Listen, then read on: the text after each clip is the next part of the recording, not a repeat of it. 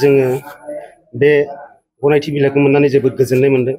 दा गिबियावनो जोङो बिटिआर सरकार एबा जोंनि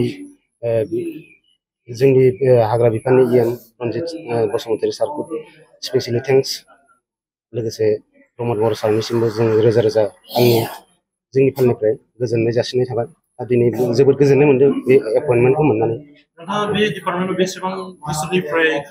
जोङो गोबां बोसोर जाबाय, मथा मथि जोङो दिनै 14-15 बोसोरनिफ्राय जों केजुवेल वार्कार हिसाबै जों खामानि मावनानै दंमोन हाग्रा बिफानाव। दा दिनै जोंनि साख्रिया रेगुलार जानाय लोगो लोगो जों जोबोद गोजोननाय मोनदों।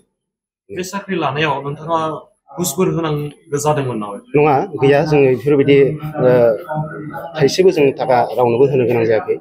जोबोद निका स्बच्छ भाबै जों दिनै बे साख्रिखौ मोनफुंनो हाबाय जोंनि नाजानाय आरो सरकारनि माबायाव। नोंथांमोना जि एपइन्टमेन्ट मोनबाय बेनि थाखाय सोरखौ साबायखर बावनो सानो? दा जोङो दिनै स्पेसियेलि बिटिआर सरकार, लोगोसे आसाम गभर्नमेन्ट आरो लोगोसे दा जोंनि हाग्रा बिफाननि रनजित बसुमतारी सार, स्पेसियेलि जों बिथांमोनखौ थैंक यू। आरो लोगोसे जोंनि CHD सार। आज तो बहुत सुखर दिन, आम बहुत सुखी पाइছো।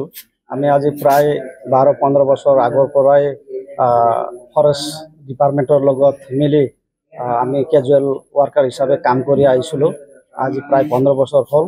आज बिटिआर सरकार बिटिआर गवर्नमेंट फालर आज आम एपइन्टमेन्ट पाबले सक्षम हईसो।